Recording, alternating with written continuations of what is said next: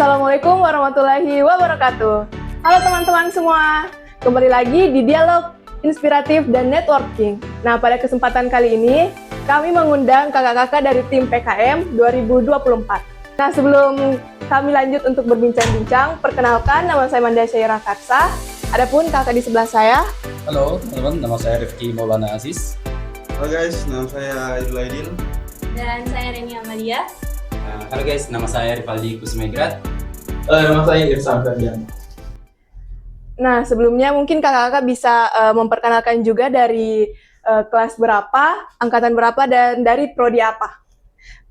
Jadi kebetulan kami dari tim Kontras ini memiliki satu latar belakang yang sama, yaitu kami sekelas, yang dimana kami itu kelas 4C D4 program studi perancang bangunan gedung. Kecuali adik junior kami yang bernama Irsan Ferdianto, beliau juga kebetulan PBG, namun angkatan 2023.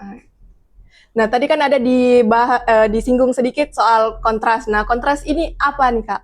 Ya, jadi Kontras adalah nama tim PKM kami pada saat itu 2024. Jadi Kontras dia Connection Trust. Sesuai dengan namanya, Kontras itu mengangkat bahwa penelitian tentang baja cair dingin, baja ringan cair dingin. Jadi Connection Trust itu nama tim kami. Nah, kalau boleh tahu nih, Kak, PKM sendiri itu apa? Mungkin Kak Rivaldi bisa jawab. PKM sendiri yaitu adalah program kreativitas mahasiswa yang berasal dari Kemendikbudristek yang terdiri atas 10 bidang, diantaranya PKM RE, PKM KI, PKM PM, PKM kewirausahaan, dan beberapa jenisnya yang terdiri atas 10 bidang. Dan salah satunya tim Kontras mengikuti yaitu bidang PKM riset eksakta. Nah, Kak, kalau boleh tahu nih, PKM RE itu apa? Mungkin Kak Irsan bisa menjawab. Oke, PKM RE itu 8 dari 1 PKM pendanaan. Nah, PKM RE ini adalah PKM riset eksakta di mana kita melakukan suatu eksperimen atau penelitian untuk membuktikan suatu teori. Nah, bidang eksakta itu juga salah satunya teknik sipil. Kita masuk di situ. Makanya kemarin kita angkat atau masuk di dalam bidang PKM RE ini.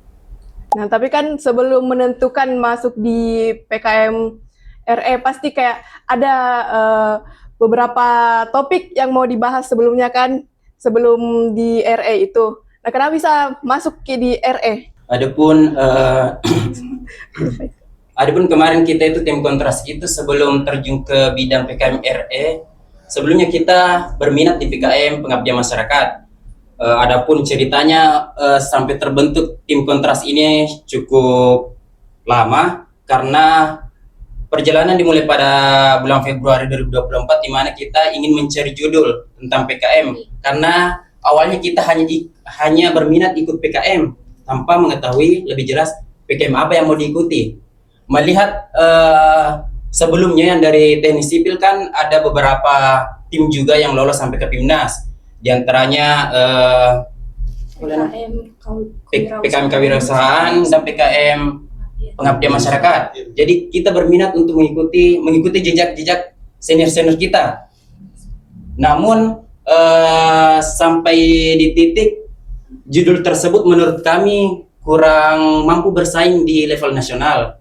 Karena pikiran kita ini bukan langsung ke tingkat antar vokasi, tetapi langsung ke nasional. Bagaimana kita menciptakan judul yang sebisa mungkin tidak hanya sampai ke pendanaan, akan tetapi bisa sampai ke PIMNAS. Dan alhamdulillahnya setelah dilakukan beberapa diskusi dengan dosen pembimbing, dengan teman-teman juga, kita memutuskan untuk mengikuti PKM RE karena menurut kami untuk jurusan teknik sipil yang terjun ke PKM RE itu sangat sedikit. Ini terbukti di perjalanan PIMNAS kami yang ternyata hanya bisa dihitung jari yang dari jurusan teknik sipil yang mengikuti PKM RE. Nah, berhubungan dengan kontras nih, Kak. Bagaimana sih kontras ini bisa terbentuk? Kenapa Kakak Reni perempuan sendirian, terus Kak Irsan juga angkatan 23 sendirian? Gitu, mungkin Kak Reni bisa jelaskan? Sebelumnya untuk pembentukan tim itu memang berasal dari kelas kami sendiri, yaitu 4C PBG. Nah, di kelas tersebut itu kan kami ada beberapa orang. Nah, di kelas itu kita bagi beberapa untuk 4 orang memang rencana untuk menyusun proposal. Misal kita coba saja kita buat saja proposalnya. Terus kita bagi 4 orang. Jadi sebenarnya di kelas 4 CPBG yang dulu itu kita bagi masing-masing 4 orang dalam satu tim. Nah, kami sisakan satu ruang untuk satu junior sebagai untuk keberlanjutan PKM yang nanti kita jalankan dan untuk mengajari bagaimana sih itu PKM. Nah, dari situ kita berempat ini itu satu kelas. Untuk saya sendiri perempuan itu kebetulan karena kan tidak tahu kenapa bisa Irsan laki-laki juga seperti itu. Nah, kalau Kak Irsan nih, bagaimana perasaannya waktu diundang oleh tim dari Kareni? Ya cut lagi nanti ya. Baik, kerja keras jadi tuh, senang jadi tuh. Ya mungkin perasaan saya sih awalnya ya senang karena memang kita melihat dari jejak-jejaknya senior itu saya sebenarnya memang ada ketertarikan bahkan sebelumnya saya mau ajak teman saya ini mau ikut PKM, ternyata saya dulu yang diajak. Nah, kenapa mungkin saya yang diajak? Sebenarnya nih, saya ini kan sama Rivaldi itu satu kontrakan. Nah, kebetulan teman-teman ini sering ke kontrakan. Mungkin ya karena saya juga junior, karena kebetulan di PKM itu memang ada sebuah nilai tambah ketika kita memasukkan atau ada dalam satu tim itu junior ataupun senior. Artinya kalau kita angkatan 22 ya mungkin 4 orang, dia satunya boleh ambil 23 kah, 24 kah, atau bahkan 21 gitu. Nah, untuk pembentukan tim PKM nih Kak, apa ada kriteria khusus? Mungkin Kak Irsan duluan bisa jawab. Sebenarnya untuk kriterianya itu yang pertama mahasiswa. Orang yang ikut program karakter mahasiswa ini seperti namanya pasti mahasiswa. Nah, yang kedua menurut saya orang yang mau ikut PKM itu harus betul-betul optimis mau ikut program kreativitas mahasiswa. Bahkan kita harus memang punya tujuan sampai juara PIMNAS. Jangan ikut-ikut bilang keren ya kita bisa mungkin ke Unair, kita mungkin bisa ke Jogja. Jangan, kita memang harus ada suatu tujuan kita bisa juara itu cuy. Nah, untuk berlanjutannya itu untuk kita menjalin kerjasama tim. Orang itu kalau sudah optimis sama-sama pasti dia akan kerjasama untuk mencapai tujuannya masing-masing. Ada untuk mencapai tujuannya bersama kan gitu. Mungkin Kak Idul ada pendapat lain? Oh ya, terkait itu pertama jelas bahwa peserta PKM program kreativitas mahasiswa ya tentunya yang jelaskan Irsan tadi harus mahasiswa paripurna, harus terdaftar legalitas secara harfiah di kampus bahwa dia sebagai mahasiswa paripurna. Kemudian yang paling penting sebenarnya dalam mencari kriteria teman atau tim dalam PKM menurut saya adalah bagaimana kita bisa connect satu sama lain, entah kayak bagaimana kita bisa kompak dan segala macam. Kalau menurut pengalaman saya yang kemarin, saya sebenarnya ditelepon Reni tiba-tiba. Saya tidak tahu apa kriterianya Reni panggil saya segala macam. Sebenarnya hari itu, pada saat itu, pada waktu itu tidak ada, saya tidak punya minat. Artinya saya melepaskan di tahun sebelumnya saya sempat menyusun, tapi dengan beda tim dengan mereka. Cuman karena satu dan lain hal berhenti. Kemudian di tahun berikutnya, di tahun 2024, saya memupuskan niat saya sebenarnya, tapi karena Reni yang menelpon, dia kasih kesempatan, artinya dia percaya saya. Jadi mungkin itu sebagai kriterianya Reni panggil saya, jadi saya merasa oke lah, saya bisa mulai kembali. Yang penting itu adalah kekompakan kalau saya, menurut saya kriteria yang penting untuk mengumpulkan tim itu seperti itu. Nah Kak, kalau boleh tahu nih tim Kontras ketuanya siapa? Saya. Nah mungkin bisa dijelaskan kenapa kakak bisa jadi ketua tim? Kenapa yang tua? Apa komunitas jadi ketua cuy? Karena kamu yang paling tua, masa Makanya. jadi ketua? Kebetulan saya yang diamanahkan sebagai ketua dalam tim kontras ini. Mungkin kalau dari segi alasan mungkin karena hanya paling tua dan sebagainya gitu. Nah, selanjutnya Kak, bagaimana caranya nih kakak-kakak ini bisa dapat topik atau judulnya nih? Karena tadi kan sudah disinggung kalau banyak sekali tantangannya. Nah, bagaimana caranya bisa dapat nih? Oh, mungkin dari saya bisa jelaskan sedikit ya terkait masalah yang kita angkat itu.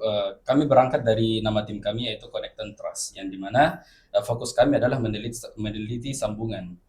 Nah, latar belakang masalah dari judul kami ini adalah kami melihat bahwa kebetulan kami kan anak sipil nih. Kami melihat bahwa kok bisa sih ada bangunan roboh, kok bisa sih ada atap yang terbang, kok bisa sih ada atap yang rubuh dan sebagainya. Itu kami melakukan riset sebelumnya ya, dari segi profil atau dari segi penampangnya atau dari segi bautnya, yang mana menyambungkan penampang itu. Nah, ada satu hal yang belum diteliti dalam penelitian-penelitian yang sudah ada, atau mungkin sudah ada tapi belum terlalu spesifik ke dalam situ, yaitu mengenai sambungan. Nah, jadi berangkat dari situlah kami mulai meneliti bahwa mungkin dari sambungan profil baja ini kita mungkin bisa angkat jadi topik penelitian yang lebih spesifik untuk PKM RE ini, gitu. Ya mungkin saya bisa tambahkan ya. Berangkat tadi yang seperti yang dikatakan Rivaldi itu, jadi ketika kita memilih topik atau judul PKM RE itu, nah kita melihat masalah yang ada di masyarakat sekarang yang belum lama ini belum bisa dipecahkan. Nah kita masuk di situ. Apakah di jurusan kita bisa memecahkan? Nah, intinya kalau di PKM RE itu yang dinilai adalah novelty-nya atau penyelesaian masalah, tingkat penyelesaian masalah yang bagus. Artinya kita memberikan produk untuk menyelesaikan suatu masalah. Nah begitu. Nah, mungkin kakak bisa kasih saran untuk teman-teman yang menonton, bagaimana sih cara dapatkan judul yang bagus atau topik yang bagus? Kak Rivaldi? Ada pun saran untuk mendapatkan judul yang bagus. Yang paling penting kan ada beberapa tipe tim. Ada yang sudah siap judulnya baru mencari pembimbing, ada yang mencari pembimbing dulu baru mencari judul. Nah, tipe untuk kontras itu awalnya itu mengajukan judul dulu baru mencari pembimbing. Namun setelah diskusi dengan pembimbing, ternyata judul kita tidak diterima, sehingga pembimbing juga memberikan rekomendasi untuk mencari literatur atau apa keresahan di masyarakat pada saat itu 2024, sehingga kami mendapatkan judul ini. Berdiskusilah kami dengan pembimbing kami. Oh, lebih tepatnya di sini bukan pembimbing ya, di PKM itu bukan pembimbing tapi pendamping, yang artinya dosen di sini benar-benar mendampingi dari awal, dari kegiatan, intinya dari PKM mulai sampai selesai, bukan hanya memberikan bimbingan sesaat baru menghilang begitu. Jadi untuk sarannya ya perbanyak literatur, dan terutama itu perdalam membaca pedoman, karena beda PKM, beda syarat, beda ketentuan. Takutnya Anda mengajukan judul tetapi salah kamar. Dalam bahasa kami anak PKM itu salah kamar. Artinya harusnya di PKM RE, maksudnya di RSH, KC atau apa begitu. Saya ada sedikit tambahan terkait saran ya. Ya. Pertama, kalau menurut saya teman-teman harus dulu lihat baik-baik 10 bidang yang ada dalam PKM. Teman-teman cari yang teman-teman minati. Sesuai dengan namanya adalah program kreativitas mahasiswa. Teman-teman diharapkan untuk melakukan creativity atau kreator atau upgrade dalam sesuatu hal. Itu sebenarnya. Jadi teman-teman harus lihat baik-baik dulu 10 bidang ini yang mana teman-teman minati dan segala macam. Dari situ baru terbentuk. Karena hal yang akan dilakukan adalah bukan hal yang sebentar. Jadi harus hal yang diminati.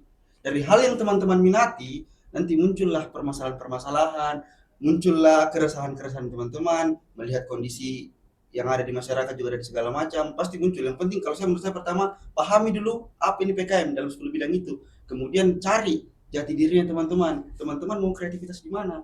Itu. Contohnya kami kontras. Ya kontras kami sipil, kebetulan anak struktur semua. Jadi melihat keresahan yang tadi itu mungkin hal yang baik, makanya kami mau di riset eksakta itu. Karena kebetulan kalau mau digolongkan dari riset eksakta salah satu bidang yang cukup rumit dalam PKM. Nah, untuk keresahan dari penyusunan proposal ini nih, mungkin Kakak Reni bisa jelaskan? Baik, untuk keresahan atau kendala-kendala yang terjadi saat penyusunan proposal itu pasti ada. Apalagi kan kita ini kerja tim, jadi pembagian tugasnya itu harus adil, dan usahakan selalu konsultasi sama pembimbing atau dosen pendamping. Nah, selain itu kita tetap berfokus pada pedoman, lihat pedoman apakah sudah sesuai.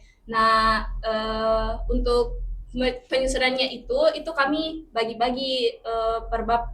Jadi bukan hanya satu orang yang mengerjakan, karena kan ini PKM kan kerja tim. Ya, mungkin saya bisa tambahkan sedikit terkait kendalanya ya. Karena kami ini pertama sekali ada PKM RE ya.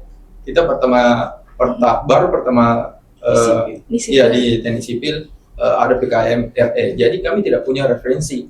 Nah, betul-betul kami hanya berpacu pada pedoman. Nah, yang kedua itu terkait referensi penelitiannya, karena ini kan seperti tadi yang dijelaskan sama Kak Maul bahwa budget channel dingin ini masih sedikit yang teliti. Jadi di situ mungkin kami berangkat dari sedikitnya referensi.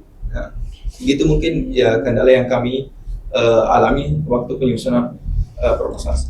Nah, Kak, ini gimana sih pembagian tugasnya? Mungkin dari Kak Maul bisa jelaskan? Oke, kebetulan dari segi pembagian tugas ya. Di dalam tab ini kebetulan saya sebagai project manager yang dimana saya ini mengawasi dan serta mengatur, mengkoordinasi kegiatan teman-teman selama dalam tim. Mungkin dari Idul. Oh, kalau di kontras kemarin sesuai dengan pembagian itu dan pelaksanaan setelah pendanaan itu, kalau saya set engineer, di mana tugas set engineer adalah bertanggung jawab untuk memastikan pelaksanaan dan kualitas pekerjaan itu sesuai dengan apa yang direncanakan, apa yang yang ingin diteliti sebenarnya. Ya, sebenarnya contohnya tadi Maul project manager, saya set engineer tuh. Sebenarnya itu hanya sebuah tanggung jawab yang diberikan secara formalitas, namun tetap pada saat hal-hal sesuai dengan schedule itu kan schedule-nya mengalir, kita semua kerja semua, tidak ada yang kerja sesuai dengan anunya. Jadi hal tadi itu hanya sebagai tanggung jawab yang diberikan kepada individu. Itu saya. Nah, mungkin saya bisa tambahkan ya. Dalam pembagian tugas itu sebenarnya sudah diatur dalam proposal ya. Jadi nanti kalau teman-teman mau buat proposal PKM pasti ada pembagian tugas-tugasnya, nah, gitu. Mungkin di sana lebih spesifik lagi karena tidak 1-2 tugas saja yang dikerjakan. Nah, di situ mencerminkan bahwa tim ini betul-betul kerjasama karena mereka bisa mengerjakan beberapa tugas, gitu. Saya tambahkan juga bahwasanya dalam tim kontras itu seperti yang dijelaskan oleh Irsan tadi, bahwasanya pada pembuatan proposal itu sudah ditentukan penanggung jawab masing-masing. Di sini bukan sebagai yang menjalankan tugas tersebut, tetapi yang bertanggung jawab memastikan bahwa hal tersebut dilakukan. Pada proposal itu ditulis di bagian schedule-nya juga bahwa penanggung jawab ini kegiatan berlangsung dari bulan ini sampai bulan ini, sehingga saya sebagai yang diberi tanggung jawab sebagai set engineer seperti saudara Idul. Namun pada penelitian kami ini kan ada 2 jenis model yang dibuat. Jadi saya dan Idul itu berbagi tugas antara model 1 dan model 2 memastikan bahwasanya benda uji ini, prototipe ini dibuat sesuai dengan apa yang diinginkan, sehingga meminimalisir kesalahan data atau memastikan bahwa hipotesis kita, keinginan kita benar-benar atau perencanaan kita benar-benar dikerjakan, dilaksanakan semestinya. Hanya sebagai penanggung jawab, sebagai tim kita bekerja sama. Nah, kalau dari saya sendiri itu sebagai quantity. Nah, tadi sebelumnya kan teman-teman juga sudah jelaskan kalau ada pembagian kayak site engineer, project manager sama drafter. Nah, kalau saya quantity itu bertugas untuk menganalisis hasil pengujian dan menyusun mungkin bukan secara teknis, seperti menyusun proposal, laporan akhir, laporan kemajuan itu sebagai penanggung jawab saja, bukan yang kayak saya sendiri yang kerjakan. Jadi itu tetap menjadi tanggung jawab saya, apakah teman-teman ini menyelesaikan semua pekerjaan-pekerjaan yang telah dibagikan sebelumnya. Dari proposal itu kan ada bagian inti yang kayaknya sedikit di halaman yang dikasih dari pedoman kan. Iya. Bagaimana caranya itu kayak kan banyak yang mau dibahas. Bagaimana nih biar cukup di dalam proposal itu, Kak? Oh, kalau yang dari segi itu ya terkait pembatasan halaman pada proposal itu sebenarnya ada banyak trik yang bisa digunakan dalam penyusunan proposal itu, apalagi kalau cuma mau mengantisipasi masalah halaman ya. Yang pertama itu kita pastinya tidak boleh memainkan spasi karena spasi itu sudah diatur dalam pedoman PKMRE yaitu spasinya 1,5 ya, 1,5 pt. Nah, kalau dari saya yang kalau ingin menyusun proposal untuk mengakalinya itu kan kita untuk syarat keterimanya proposal atau tidak kan adalah dari segi latar belakangnya dulu tuh yang harus diperkuat ya. Jadi usahakan kalau kita membahas di latar belakang itu tidak perlu bertele-tele. Jadi langsung otomatis langsung yang mengena saja yang perlu diangkat dalam latar belakang masalah itu sesuatu yang betul-betul harus urgent dan tidak memiliki kata-kata yang bertele-tele dan sebagainya begitu. Jadi usulan saya kepada teman-teman yang ingin menyusun proposal dan sebagainya, yang pertama perkuat latar belakang, kedua menyusun kalimat dengan efektif ya, tidak terlalu boros-boros kata dan sebagainya. Mungkin itu saja yang bisa saya sampaikan di bagian latar belakang masalah. Saya tambahkan sedikit. Intinya dari proposal itu to the point. Jadi pembaca hanya membaca latar belakang sudah mengetahui apa yang ingin dilakukan. Itu saja, tidak seperti yang dijelaskan, tidak bertele-tele. Intinya proposal itu to the point. Yang paling utama itu sebenarnya proposal itu sesuai dengan panduan. Karena sebagus apapun judul, sebagus apapun ide, kalau tidak mengikuti panduan, semuanya akan menjadi sia-sia. Karena proposal itu adalah kegiatan lomba atau kegiatan yang sangat berpegangan teguh pada pedoman. Berbeda sedikit dengan pedoman, bisa 99,9% tidak diterima. Nah, bagaimana nih proses penelitian setelah dinyatakan lolos pendanaan? Mungkin Kak Reni bisa menjelaskan? Setelah dinyatakan lolos, itu kami bagi tugas sesuai dengan proposal. Jadi kita langsung cari-cari di mana ini penjual baja ringan, walaupun dananya mungkin terlambat cair, tapi kan dari kampus ada sediakan beberapa uang sedikit untuk memulai penelitian ini, karena kan penelitian ini juga pasti memakan waktu yang banyak, sementara kan waktunya hanya sekitar 4 bulan. Saya dulu mungkin ada sedikit saya tambahkan terkait itu pertanyaan tadi. Setelah dinyatakan lolos pendanaan, yang pertama kami rasakan adalah tentunya bahagia dan merasa mendapat sebuah tantangan. Ya, kenapa? Karena hal ini yang ditunggu-tunggu proses penelitiannya gitu. Jadi pada saat ingin memulai penelitian sebenarnya cocok tadi yang dibilang ini bahwa kita akan membagi tugas sesuai dengan apa yang dijelaskan proposal, apa yang dimasukkan dalam proposal sesuai dengan tanggung jawab masing-masing, namun tetap bekerja secara kompak. Contohnya kayak Reni sebelum melakukan penelitian itu setelah konsultasi dengan pendamping dan segala macam, Reni bertanggung jawab itu untuk melakukan survei kuantiti. Artinya bagaimana kita apa hal-hal yang dibutuhkan, bagaimana material-material yang ingin dicari, material-material yang dibutuhkan, alat-alat apa yang dibutuhkan, itu semua didata. Dan itu tanggung jawabnya Reni. Nanti kami sama-sama untuk melakukan pencarian entah dari material, dari peralatan. Bahkan kami juga harus sudah memikirkan bahwa bagaimana proses penyetingan pengujian alat prototipe nanti begitu. Jadi itu yang paling penting, harus pertama adalah menganalisis hal-hal yang dibutuhkan sebelum melaksanakan penelitian, fabrikasi dan segala macam.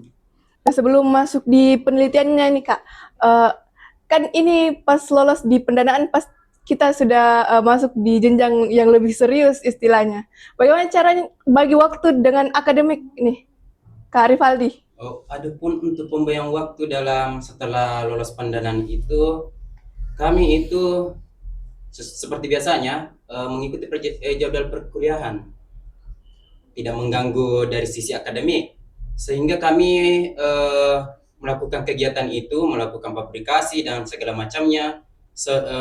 Sebagian besar kegiatan PKM kami itu dilakukan di hari Sabtu, dan jika ada hal-hal urgen yang harus dilakukan secepatnya, bahkan di hari Minggu kita lakukan. Nah Kak, mungkin bisa dijelaskan bagaimana kalau saat proses penelitian ada kegagalan atau ada kesalahan data dari Kak Reni? Mengenai kegagalan atau kendala itu saat pengujian, fokusnya ke kegagalan data. Nah, kalau kegagalan data itu sangat sedikit, maksudnya tidak spesifik itu dianggap salah. Mungkin dari segi datanya memang kayak ada beberapa yang tidak masuk. Nah, di situ kita bisa dapat sesuatu yang mungkin ini bisa ditambah ini untuk biar hasilnya tidak melenceng dari perkiraan gitu. Sedikit menambahkan, mungkin yang lebih tepat yang dimaksud oleh Reni itu pada saat kami melakukan penelitian itu seperti yang dijelaskan yang saya jelaskan sebelumnya, itu pada penelitian ini ada 2 model, sambungan dengan modifikasi dan tanpa modifikasi. Namun pada saat kegiatan pengujian, menurut kami dari 2 model ini masih ada kekurangan. Kami belum puas dengan data yang ada, sehingga melihat benda uji kami masih memungkinkan untuk dilakukan pengujian, sehingga kami memodifikasinya lagi. Kan sebelumnya ini ada yang tanpa modifikasi dan modifikasi. Nah, dari kedua ini dimodifikasi lagi dengan menambahkan beberapa bracing atau menambahkan jenis sambungan penguat, sehingga kami mendapatkan data yang lebih banyak, sehingga hasil penelitian kami dapat dipertanggungjawabkan dengan kemungkinan-kemungkinan yang akan terjadi. Nah, setelah melakukan penelitian nih Kak, kan ada presentasi setelah itu. Nah, persiapan apa saja nih yang kakak-kakak lakukan sebelum presentasi dari Kak? PKP 2 mungkin ya. PKP 2. Kan ada sesi presentasi itu mungkin di kegiatan PKP 2. PKP Iya. 2 namanya. PKP. Setelah PKP. PKP 2 itu kan online. Jadi persiapannya itu hampir beberapa minggu saja, karena kan pas pengerjaan juga kita masih mengerjakan kayak apa sih namanya? Semua bermantap. Ya, masih menganalisis data juga, laporan kemajuan juga kan bersamaan, laporan kemajuan, persiapan PKP 2 sama persiapan-persiapan yang seperti apa sih itu luaran penelitian. Nah, untuk persiapan PKP 2 itu kami bagi lagi tugasnya lebih rinci lagi. Misal Irsan fokus untuk mempersiapkan file presentasi yang PowerPoint, dan yang lain itu siapkan materi-materinya. Jadi nanti pas Irsan sudah selesai buat presentasinya, itu kami tinggal bagi tugas, kalau slide ini sampai ini yang dijelaskan. Nah, itu juga diatur apa yang akan dibahas, karena kan di slide kita tidak berfokus, di slide tidak ada tulisan yang kita baca, kan yang harus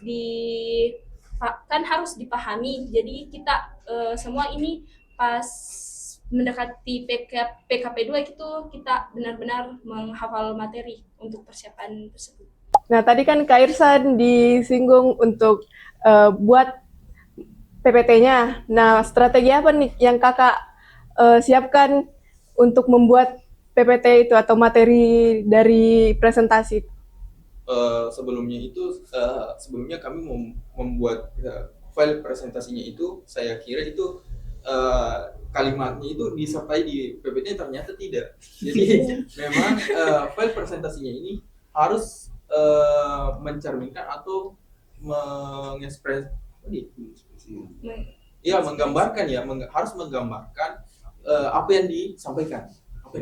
Tidak kita letakkan teks di situ banyak-banyak sehingga juri melihat itu saja.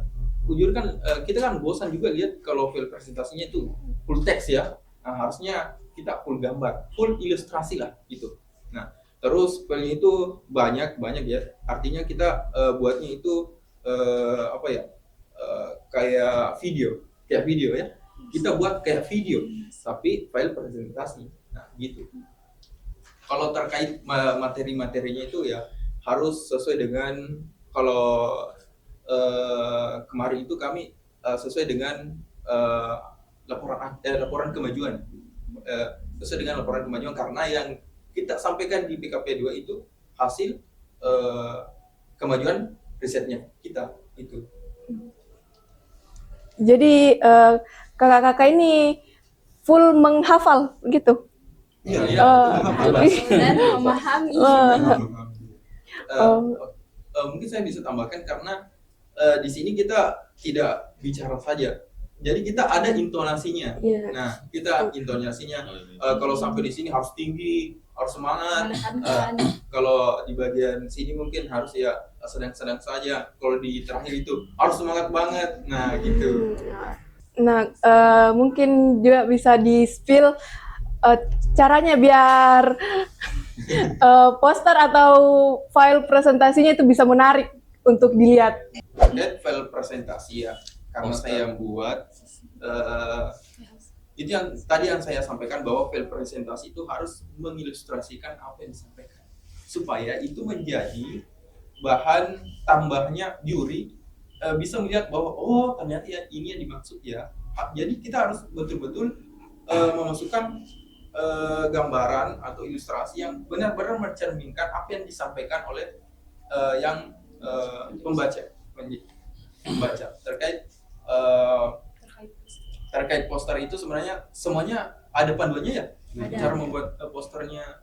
Jadi terkait poster itu sebenarnya ada juga panduan dan urutannya yang menjadi penilaian juri juga. Nah, kalau kita mau buat posternya itu semenarik mungkin ya, mungkin kita bisa tambahkan dia beberapa elemen, dan mungkin bagusnya juga kita harus menggunakan elemen-elemen yang 3D yang betul-betul mencerminkan atau mengilustrasikan yang yang kayak wow banget gitu dilihat.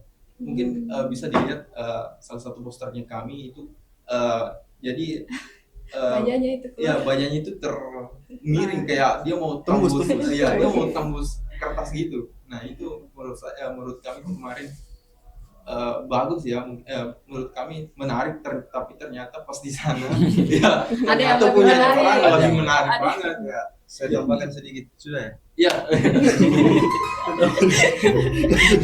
Betul. Enggak apa-apa, iya, bagus.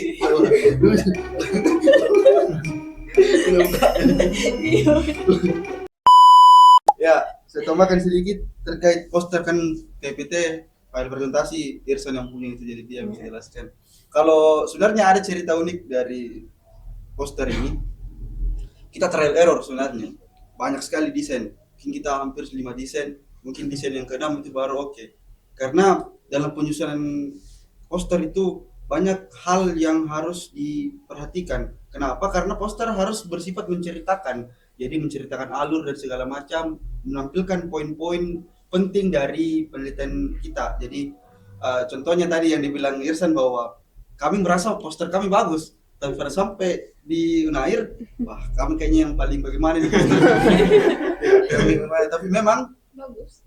keren sekali memang poster-posternya orang itu tidak masuk di nalar, out of the box, dari pemilihan kertasnya, cara dia mentreatment, ceritanya mentreatment kayak dia bawa posternya bagaimana segala macam, itu punya masing-masing cara treatment. Ada yang pakai kaos tangan latex, itu yang pakai helmet merah itu nggak tahu dari mana, pakai latex dan segala macam.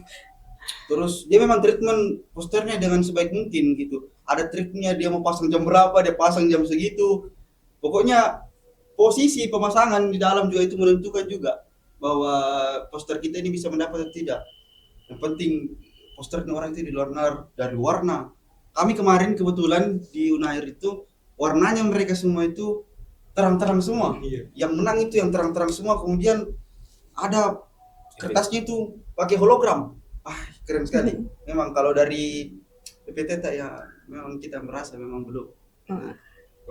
Kalau poster ya, kalau dari poster kan belum. Nah, saya mau ke pertanyaan personal nih.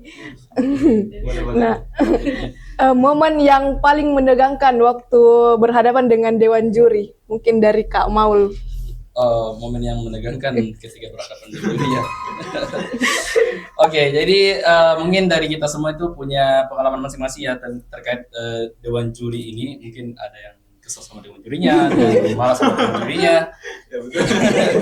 Mungkin ya secara personal ya pasti ada unek-unek tersendiri. Tapi mungkin kalau dari saya pribadi yang paling menegangkan itu ketika beliau itu menanyakan sesuatu yang kami itu tidak dapat poin dari pertanyaannya. Jadi ya gimana ya, hal itu kan bisa mengakibatkan kami itu tiba-tiba blank, apalagi kan di depan ini ada ratusan mahasiswa, di sebelah kiri ada Dewan Juri dan profesor-profesornya. Ketika dia menanyakan sesuatu kemudian kita tidak dapat poinnya, otomatis kan kita ngeblank di atas gitu.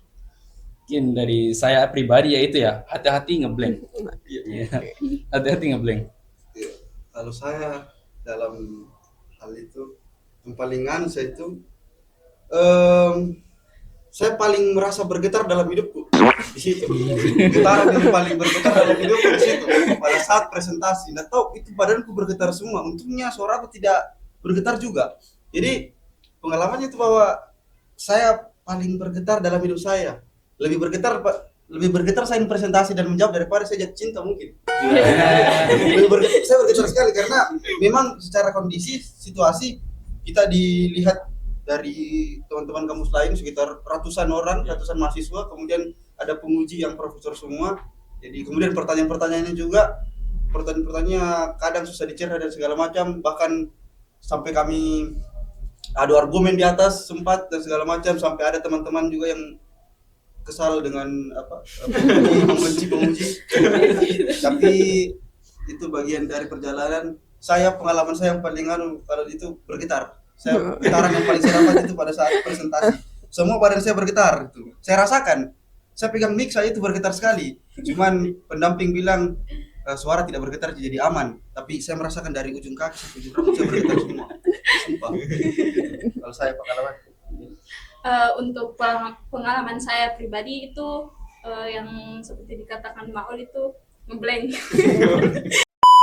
Kita pengalaman di PIMNAS itu menegangkan seperti yang dijelaskan Maul tadi, itu lebih ke nervous, lebih gampang blank karena di hadapan kami ini ada 120-an mahasiswa dari kampus-kampus lain, dari kampus-kampus besar, Unhas, UGM, ITS, yang jelas-jelas kalau dari peringkat perguruan tinggi sudah jelas terlihat.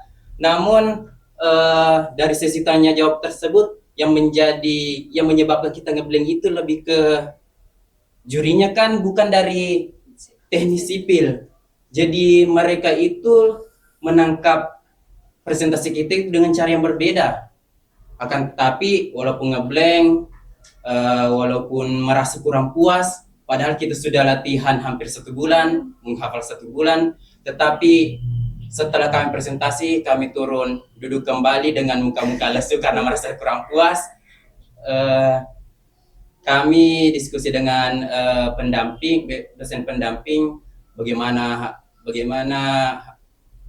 presentasi kami, bagaimana cara kami menjawab, dan beliau mengatakan bahwa kami sudah sangat bagus dari penampilan PNUP, lebih khususnya di tahun-tahun sebelumnya, sehingga membangkitkan lagi jiwa semangat kami yang sebelumnya sudah boleh dikatakan menyerah, bilang kita sudah tidak dapat apa-apa ini, kita hanya pergi ke Surabaya jalan-jalan. Jadi itulah baik. Dan sedikit saran juga untuk teman-teman, lebih khususnya dalam mengantisipasi agar tidak terjadi seperti kita ini, lebih sering latihan presentasi di depan orang yang bukan jurusan teknik sipil jika membahas tentang teknik sipil, agar pandangan-pandangan tentang tentang penelitian kalian tidak dipandang hanya dari sisi teknik sipil, akan tetapi di sisi masyarakat luas, sehingga pertanyaan yang kemungkinan muncul di PIMNAS nanti adalah pertanyaan yang sama dengan yang pernah diberikan oleh atau yang pernah dilakukan pas latihan. Kalau saya sendiri sih awalnya kami ke UNAR ini, saya rasa saya paling semangat di antara semua orang di situ. Saya paling semangat. Seandainya super saya bisa kenal, pokoknya saya paling semangat. Pas saya naik di pas presentasi, saya memang tidak gemetaran, tapi suara saya gemetaran. Pas saya turun, mungkin saya yang paling down di situ, orang paling down di situ saya. Kenapa ya? Karena saya merasa di situ performa kita dan penelitian kami tidak seberapa. Saya rasa begitu, karena ada juri memang juga dia bertanya sesuatu, terus dia memberikan ekspresi apa ya, kayak tertawa jahat gitu. Di situ nih saya saya menyerang maka tidak ada harapan apa dan segala macam. Nah disitulah titik saya merasa paling apa ya, sebelumnya senang terus berubah menjadi down sekali. Nah gitu mungkin. Dua hari tidak bicara. Iya. 2 hari puasa bicara. Setelahnya itu ya alhamdulillah ya kita dapat juara di situ ya. Semangat lagi. Yang awalnya murung, kayak mau menangis, tiba-tiba dia paling tinggi loncatnya. Ya saya rasa sih ya itu hal biasa ya, karena menurut kami ya kami sudah berusaha sekali. Betul-betul setiap hari kami latihan dan segala macam. Saya rasa perjuangan kami sangat terasa, karena saya sendiri juga awal kita penelitian saya kan sakit ya. Iya. Tipesnya 1 bulan. Gitu ya mungkin ya. Hal yang menegangkan ya di PIMNAS atau di PKP2 itu. Mungkin menambahkan juga, mungkin mengapa kita menjadi tegang pada saat presentasi, karena selain yang dijelaskan tadi teman-teman dan saya tadi, karena di sini merupakan titik akhir. Iya. Titik akhir dari perjalanannya Kontras 2024. Karena mengingat perjalanan kita cari judul sampai ke Jeneponto, judul tidak diterima, perjalanan penyusunan proposal sampai seperti yang dijelaskan tadi sebelum penyusunan proposal bahwasanya Irsan sampai tipes. Yang terutama bagi mahasiswa itu tidak ada liburnya, karena jika mengikuti kegiatan seperti ini pasti merelakan waktu liburnya untuk lebih fokus ke lombanya, sehingga pada saat sebelum dan sesudah presentasi itu ada muncul rasa apakah kita bisa, apakah kita berhasil, apalagi di Sulawesi Selatan mungkin kita masuk 5 besar ya perguruan tinggi yang meloloskan tim ke PIMNAS selain Unhas dan UNM. Iya, kita UNE juga. Kita masuk 5 besar. Ya, mungkin masih 5 besar ya. Sehingga kita ini mencerminkan perguruan tinggi vokasi di luar, karena pada saat PIMNAS ini sudah berbeda dengan PKP2, di mana PKP2 itu yang bersaing itu kita itu masih antar vokasi, antar politeknik. Namun ketika di PIMNAS itu sudah sama merata, sudah merata. Artinya tidak melihat ini UGM, ini Unhas, ini ITS, semuanya sama, sehingga penilaiannya pun sama. Namun sedikit penyampaian kepada teman-teman bahwasanya PNUP sekarang itu bukan di tingkat vokasi lagi untuk di PKM, bahwasanya kita itu sudah di tingkat 1, klaster 1. Artinya kita tidak bersaing antar vokasi, langsung bersaing antar perguruan tinggi lainnya seperti Unhas, sehingga peluang lolosnya dibilang semakin kecil, tidak juga, karena melihat semangat dari teman-teman yang mengikuti PKM juga semakin lama semakin tinggi, sehingga tim Kontras sendiri optimis bahwasanya tradisi medali atau setidaknya tradisi naik panggung pada saat PIMNAS itu masih bisa berlanjut ke PIMNAS-PIMNAS selanjutnya. Nah, mungkin dari kakak-kakak ini juga bisa menceritakan hal yang paling berkesan dari awal sekali nih, dari pencarian topik sampai bahkan lolos sampai di PIMNAS begitu. Mungkin dari Kak Irsan dulu.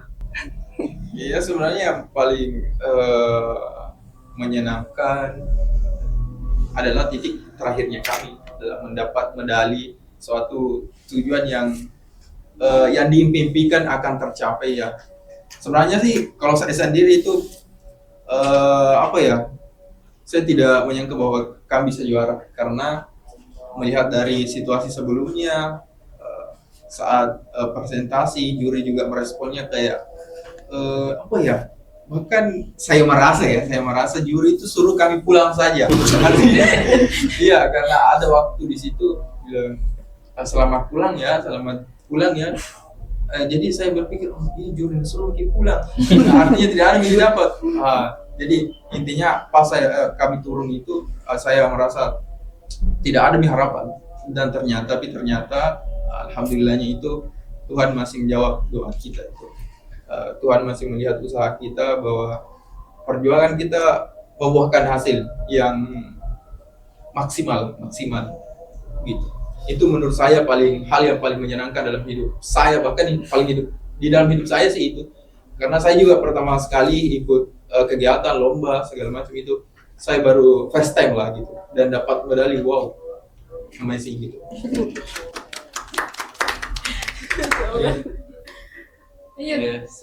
Adapun kesan saya selama kegiatan PKM ini semuanya kesan, karena kegiatan PKM ini kan bukan lomba antar kota, antar kabupaten, atau antar apa. Ini tingkatnya nasional.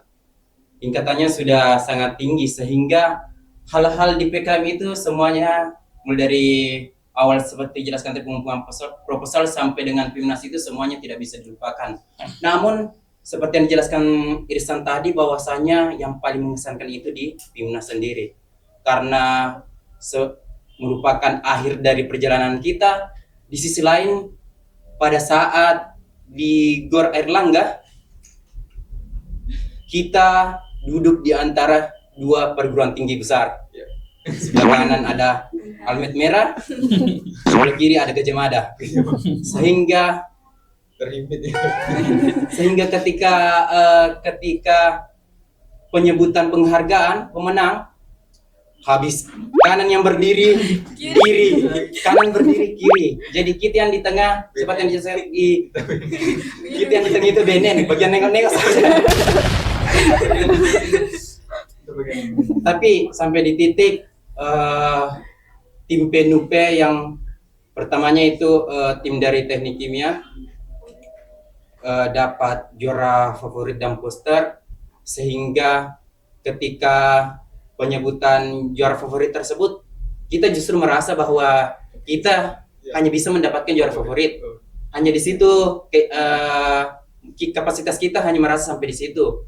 Namun alhamdulillahnya pada saat penyebutan peraih medali perunggu, nama ketua kita Muhammad Rifki Maulana Aziz disebut, sehingga membuat kita sangat bangga, senang, terharu, karena perjuangan kita selama 8 bulan lebih terbayarkan dan tidak sia-sia. Selain itu, di sisi lain bertepatan dengan itu, pada saat PIMNAS ke-37 itu kan pas penyusunan proposal ada hal yang tidak mengenakan juga, di mana pimpinan kita di perguruan tinggi menghembuskan nafas terakhir pada saat itu, sehingga pada PIMNAS ke-37 ini bertepatan dengan 37 tahun PNUP, sehingga hal sangat membanggakan begitu. Apalagi kita menjadi yang pertama memberikan medali untuk PNUP, lebih khususnya teknik sipil. Kita menjadi dipandang, PNUP dipandang menjadi tim di PKM itu tim underdog. Tiba-tiba tidak dikenal, tiba-tiba muncul di panggung. Karena kan jika orang-orang luar mendengar PKM, yang didengar hanya dua. Kalau bukan Unhas, dari Sulawesi Selatan ya, kalau bukan Unhas yang dari Bone.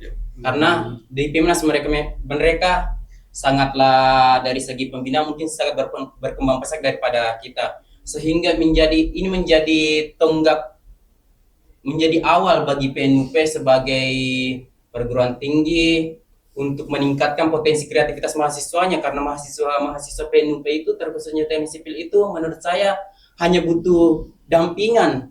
Secara ide mereka memiliki banyak ide, tapi secara dukungan dampingan yang menurut kami sebagai tim kontras yang sudah merasakan masih kurang, sehingga itulah sangat berkesan bahwa kami mendapatkan pembimbing yang sangat mendukung.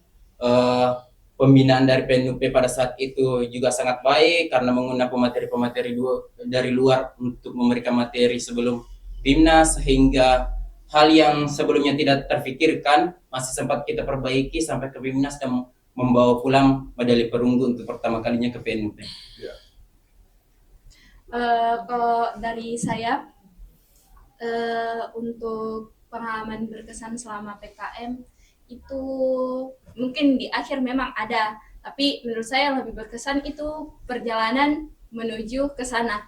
Karena kan dipikirkan saya sendiri perempuan, jadi misal ada sesuatu yang mengkhususkan mereka semua pergi, kayak seperti sholat maghrib, sholat isya kan otomatis saya yang sendiri. Jadi di situ yang paling berkesan, yang dulu mungkin lebih takut, misal sampai malam sendirian. Nah di pas PKM itu saya kayak belajar lebih berani juga, untuk harus berani, karena kan saya juga yang pertama kali untuk ajak mereka, jadi masa saya yang down gitu, yang menyerah begitu di tengah-tengah mereka yang diajak.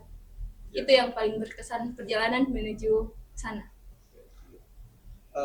Ya kalau dari saya adalah prosesnya, betul, perjalanannya, prosesnya, apa yang dilalui dan segala macam.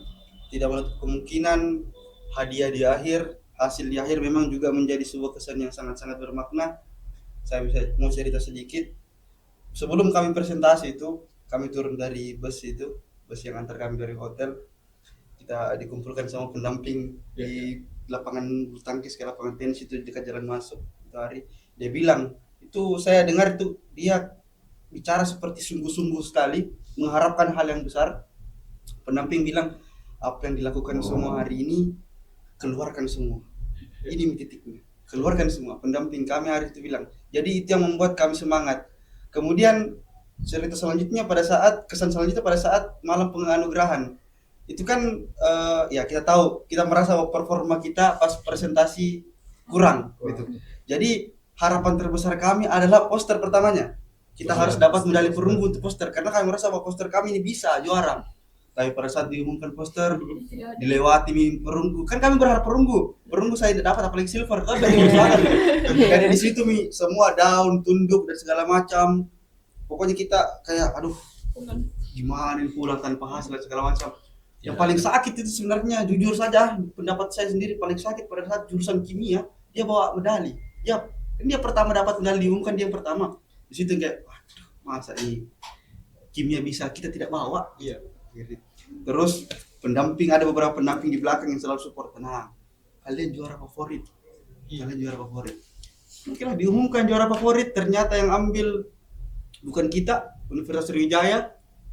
Akhirnya kami down lagi, tunduk lagi, tidak ada, duduk saja. Kami lihat juga pendamping kayak sudah mulai bagaimana, jadi kayak kami juga berasa sedih dan segala macam. Tapi ada pendamping kami satu lagi yang bilang, dia datang ke samping saya, Idul, bagaimana presentasimu sama itu yang Sriwijaya? Saya merasa anak-anak Pak tim lebih bagus daripada itu. Baru dia bilang, saya yakin kau juara 3. Dia bilang begitu. Tiba-tiba pengumuman PKM RE untuk kelas R3 bagian perunggu, terbukti yang dia bilang. Keluar namanya Maulana di situ dan kita jadi pemenang perunggu. Di situ langsung saya nggak tahu, air mata saya netes, nangis. Saya merasa menangis sekuat-kuatnya pada saat itu. Saya lupa, langsung saya cari bendera, mana bendera, ternyata Rivaldi sudah turun di bawah dan segala macam. Itu yang buat semua ini berkesan sekali. Pas sapu dilupa. Pas aku dilupa, yang paling memorable itu, yang tertanam selalu di memori saya adalah saya berdiri di atas panggung yang megah, di atas podium yang megah, dikalungi medali oleh orang-orang yang memang punya kapabilitas. Jadi kami merasa kami yang paling heboh sebenarnya di situ. 2 kali kami selebrasi. 2 kali kami selebrasi di podium sampai didorong-dorong, sudah mas, sudah mas, main lagi mas. Kami saking senangnya itu kayak saya langsung menggabari sana sini. Saya upload sana sini supaya saya ini hasil kami. Ya, lumayan. Dari itulah menjadi kesan-kesan yang sangat baik. Kalau secara hasil itu kesan yang sangat baik. Kalau secara proses, pada saat penelitian, keluh kesah, sedih, senangnya, kesulitan dan segala macam kami lalui bersama, itu proses yang menjadi hal yang berkesan juga sama saya. Kalau saya itu. Mungkin dari saya pribadi, kalau dari akhir ya sudah diceritakan oleh teman-teman bagaimana euforianya, bagaimana keseruannya, bagaimana kesenangannya teman-teman pada saat akhir tersebut. Kalau bagi saya sendiri, yaitu pada saat prosesnya menuju ke sana. Itu betul-betul dalam waktu 8 bulanan itu, kurang lebih 8 bulan itu kami betul-betul bagaimana cara bekerja sama dalam tim. Bagaimana cara bisa memahami jadwal atau karakteristik dari teman-teman masing-masing. Apalagi kalau saya sendiri ini bisa terbilang pada tahun 2024 itu cukup sibuk ya, betul-betul saya malah sebagai ketua malah saya yang paling jarang hadir gitu. Jadi saya betul-betul ini kagum terhadap tim-tim saya, bisa memahami saya, bisa bekerja bahkan tanpa saya, itu saya sangat mengapresiasi mereka. Kemudian yang kedua itu bagaimana cara kita berpikir kritis dalam menyelesaikan sebuah masalah. Misalnya kalau tidak hadir kini, cover me dulu. Bagaimana caranya dianalisis ini dan sebagainya itu. Kemudian yang ketiga itu bagaimana kita memanage waktu. Betul-betul memanage waktu karena kita juga kebetulan statusnya masih mahasiswa. Yang dimana kita harus dituntut untuk belajar dari jadwal-jadwal yang ada dari Senin sampai Jumat, itu otomatis kita harus memanage waktu. Kemudian selain memanage waktu, mungkin itu saja sih secara hal umum ya. Mungkin 3 poin itu yang betul-betul saya dapatkan, yang saya betul rasakan selama perjalanan ke sana.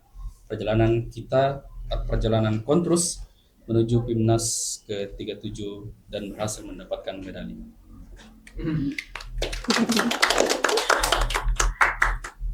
Nah, yang terakhir banget nih Kak, pesan-pesan untuk teman-teman yang nonton yang mungkin tertarik atau bahkan ingin mencoba PKM.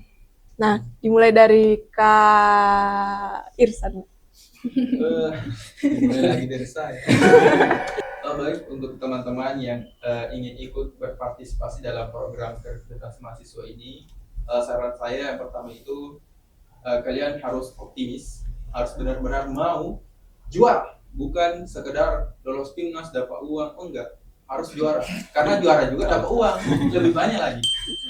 Itu menurut saya, kalau kalian ingin membentuk tim, kalian ingin berpartisipasi dalam kegiatan ini, kalian yang pertama harus mau betul-betul juara, optimis, dan betul-betul jangan ragu, jangan pesimis bilang bagaimana sih ini caranya saya mau buat judulnya, topiknya. Nanti kalau kalian sama-sama sudah ada timnya dan konsultasi sama pembimbing, insya Allah menurut saya semuanya akan baik-baik saja ketika kalian optimis dan serius mau. Gitu. Selanjutnya mungkin ada pun pesan dan saran saya kepada teman-teman yang berminat dan ingin mengikuti kegiatan PKM seperti yang dijelaskan tadi oleh saudara Irsan, bahwasanya yang paling utama itu hatinya sudah benar-benar ingin juara, tidak setengah-setengah. Artinya dari ide, dari keinginan memang tidak setengah-setengah, tidak hanya ingin bilang proposalnya lolos, akan tetapi sampai ke titik akhir yaitu Pimnas. Sehingga dalam perjalanan nanti kegiatan ini benar-benar berjalan sesuai dengan apa yang diinginkan. Selain itu, saran saya dan pesan saya kepada teman-teman juga, kalau jika ingin membentuk tim itu, pastikanlah bahwa dalam satu tim itu sudah tidak ada celah, artinya tidak ada celah permusuhan, sehingga mau bercanda, mau serius, sama, semuanya bisa diambil baiknya. Dan perguruan tinggi, baik PNUP secara umum terkhusus jurusan teknik sipil, bahwasanya teman-teman di teknik sipil ini memiliki potensi yang sangat besar, memiliki keinginan yang sangat besar untuk berkembang, baik dalam PKM maupun lomba-lomba lain, sehingga kami harapkan bahwasanya dukungan dari pimpinan itu lebih terlihat, mulai dari sosialisasi yang semakin rutin dilaksanakan.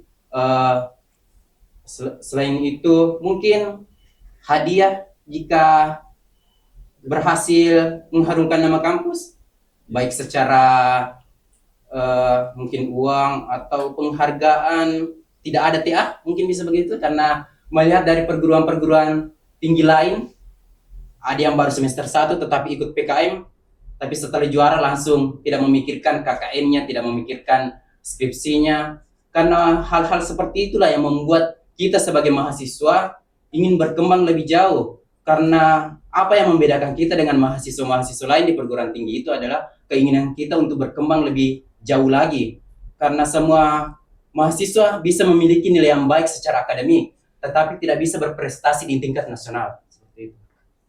Baik, kalau dari saya sendiri, pesannya untuk adik-adik, karena kan teman-teman pasti angkatan 22 pasti sudah tidak ikut. Jadi untuk adik-adik mahasiswa mahasiswi yang ingin berkembang dalam segi skill, itu PKM sudah sediakan wadah. Nah, di PKM ini kita akan benar-benar berkembang secara komunikasi, manajemen waktu, dan yang paling penting itu bekerja dalam tim, karena dalam satu tim itu kan kita beda-beda karakter. Jadi dalam menentukan tim itu benar-benar yang kita rasa dia bisa, kita punya tujuan yang sama, dan juga mengharapkan hal yang sama. Dan untuk khususnya untuk adik-adik yang merasa dirinya kayak tidak mampu, itu kita harus berani ambil satu langkah untuk maju, untuk mencapai langkah-langkah yang besar. Nah di PKM ini itu kita tidak sendiri, kita ada 5 orang, kan minimal 3 orang. Nah di PKM ini kita itu tidak sendiri, jadi jangan takut untuk berada di ruang-ruang yang asing, ruang-ruang yang kita tidak tahu ini mau kemana, tapi kan kita ini bertim, jadi kita punya arah, punya teman, punya penuntun, apalagi yang masih maba. Pastikan dalam satu tim itu jangan hanya angkatan 25 saja, angkatan 24 saja. Pastikan ada tiga angkatan atau minimal 2 angkatan untuk membentuk satu tim. Nah, pesan saya sebagai khususnya untuk perempuan, jangan takut, harus berani, karena kan di sini kita bekerja sama, bukan tidak membedakan antara laki-laki atau perempuan. Jadi kita bekerja itu sama. Jadi pas nanti di perjalanan tuh jangan katakan bilang, ih kau yang kerja itu karena kan kau perempuan, kau yang kerja itu karena kau laki-laki. Jadi pesannya dari saya untuk semua mahasiswa-mahasiswa itu. Mungkin dari saya secara umum saja, singkat aja, karena udah diwakili juga. Pesan saya bagi maba-maba atau adik-adik yang ingin memulai ya, yang pertama itu kalian harus yang pertama punya kemauan. Karena kalau kita mengikuti sebuah kegiatan, kalau tidak ada kemauan pasti terasa berat atau terasa terpaksa ya. Yang pertama itu adalah ada kemauan. Kemudian yang kedua jangan takut mulai. Ada itu bilang mulai aja dulu. Jadi setelah kita mulai, mungkin awalnya terasa berat, terasa sulit, tapi saya yakin dalam perjalanannya itu kita akan menemukan pembelajaran dan pengalaman yang menyenangkan dan sangat banyak. Yang terpenting adalah yang pertama berani mencoba, yang kedua terus belajar, dan yang ketiga jangan menyerah, pantang menyerah. Mungkin itu saja. Nah, teman-teman, itu tadi bincang-bincang santai saya bersama tim Kontras. Saya pribadi ucapkan terima kasih kepada teman-teman semua karena menyempatkan untuk hadir dan berbagi pengalamannya bersama teman-teman yang nonton ya. Mungkin itu saja untuk hari ini. Saya Manda Syaira Karsa pamit undur diri. Sampai jumpa di dinding selanjutnya. Oh itu.